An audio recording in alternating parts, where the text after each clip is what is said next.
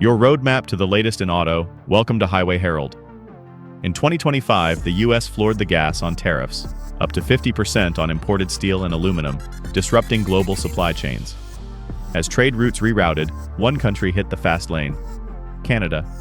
With stable policies and rich resources, it's become the go-to hub for nations dodging US unpredictability. From Brazilian beef to German auto parts, industries are shifting north. Buckle up, because the future of auto manufacturing, energy, and global trade is taking a new route. Let's explore the 7 pivotal moves reshaping the road ahead.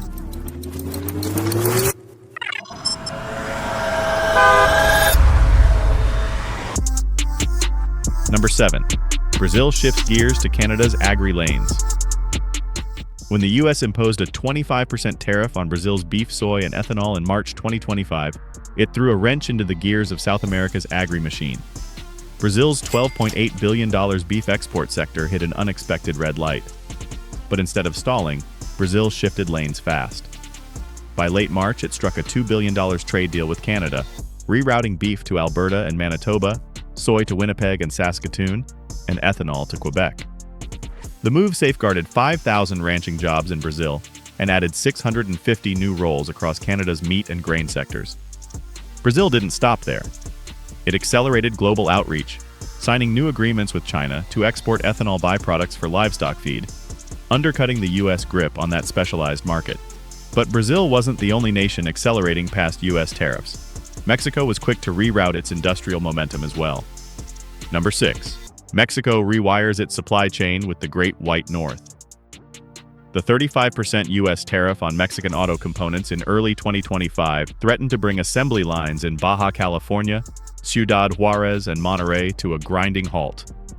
But Mexico's automotive sector downshifted, recalibrated, and pressed forward. Through the Triple North Corridor Alliance, an $8.2 billion initiative with Canada, Mexico rerouted shipments of ECUs, suspension systems, and wiring harnesses to Ontario. Cities like Windsor and Brampton saw a revival in factory activity as the flow of components surged north. However, the pivot raised eyebrows. Canadian officials warned of Chinese parts potentially piggybacking into North America via Mexican exporters, fueling debate about overhauling USMCA or opting for exclusive Canada-Mexico trade deals. Still, the strategy kept wheels turning and underscored the power of adaptive cross-border collaboration. Enjoying this global ride? Don't forget to subscribe to Highway Herald and tap the bell to stay updated on every twist and turn in the world of automotive trade and tech. Whether it's shifting supply chains or surging tariffs, we bring you the stories that drive the industry forward. And while Mexico focused on automotive synergy, Australia dug deep, literally, for a new path forward with Canada. Number 5. Australia mines a new route with Canada. When the US imposed a 30% tariff on key Australian exports like iron ore and lithium in early 2025, it left mineral shipments stranded and markets uncertain. But Australia didn't stay stuck in neutral. It shifted gears and looked to Canada for a solution. The outcome was the Northern Stars Initiative, a $3.5 billion pact inked in April. Now, bulk shipments of Australian iron ore are flowing into Vancouver and Thunder Bay, fueling Ontario's steel mills, which have already ramped up production by 18%.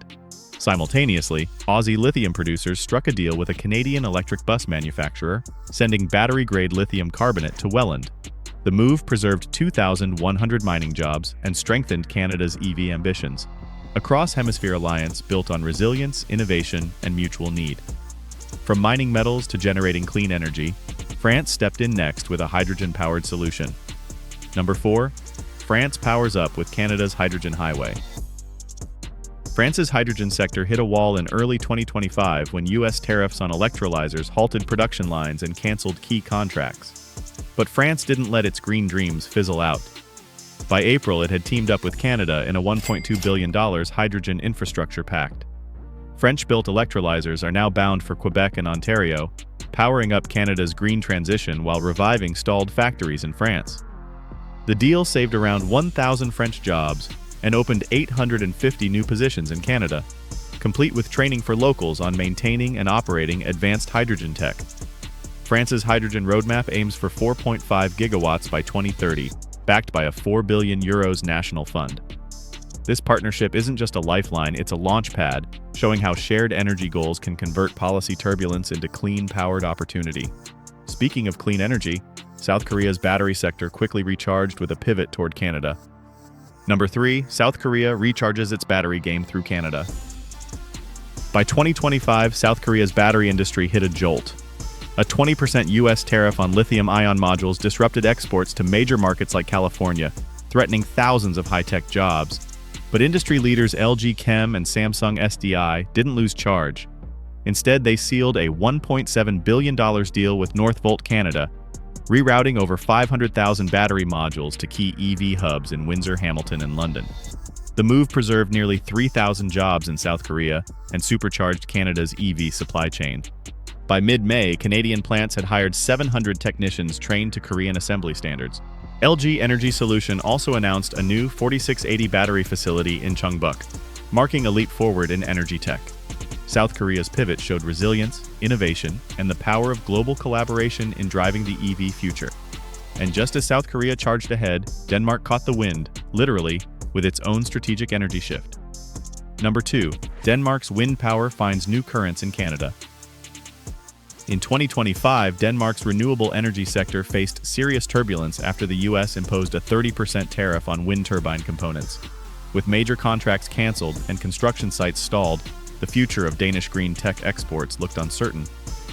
Rather than remain adrift, Denmark charted a bold new course toward Canada. A $1.5 billion green technology agreement signed in April rerouted wind turbine blades and solar modules to provinces like Nova Scotia and Saskatchewan. The deal saved 900 skilled Danish jobs and sparked the creation of 1,100 new clean energy positions across Canada. This pivot dovetailed with Denmark's national goal to double offshore wind capacity, adding 3 gigawatts through upcoming tenders. For both countries, it marked a timely alignment of economic resilience and environmental ambition. Finally, we arrive at Germany, whose precision-driven auto sector found a fast lane into Canada's economy. Number 1, Germany steers its auto power to a Canadian fast lane. Germany's auto industry, renowned as Europe's mechanical crown jewel, slammed into a barrier in 2025 when a 25% U.S. tariff on vehicles and parts froze transatlantic trade. Assembly lines paused, inventories piled up, and thousands of jobs faced uncertainty. To steer clear of collapse, Germany partnered with Canada in a $10 billion trade protocol that allowed duty-free quotas for high-precision parts from giants like BMW, Bosch, and ZF, now redirected to Canadian plants in Ontario and Quebec. But this pact wasn't just about autos. A parallel hydrogen agreement positioned Canada as a clean energy supplier, helping Germany reduce reliance on fossil fuels. Together, the two nations formed a blueprint for resilience, where innovation, green tech, and strategic trade alliances fuel a more sustainable, shock-resistant future. The road ahead, trade winds are changing, and Canada's in the slipstream. The 2025 U.S. tariffs sparked a major global trade shift. Nations like Germany, South Korea, and Brazil turned to Canada, forming new alliances that protected jobs and industries. These moves reinforced Canada's role as a trusted trade partner and highlighted how adaptability, innovation, and collaboration are crucial in today's unpredictable global economy, especially for the auto sector. Now we want to hear from you. Which of these international partnerships do you think will have the biggest long-term impact on the auto industry? Do you believe Canada is becoming the new global hub for manufacturing and clean energy innovation? How should U.S. automakers respond to this shifting trade landscape? Double down at home or rebuild bridges abroad? Drop your thoughts in the comments. We love hearing your take on the future of the road ahead. If you enjoyed this update, make sure to subscribe to Highway Herald and ring that notification bell so you're always first to hear about vehicle updates, trade pivots, and tech shifts reshaping the industry. Thanks for watching and see you next time. You can now check out any of the videos on the screen. There's more exciting and informative content waiting for you.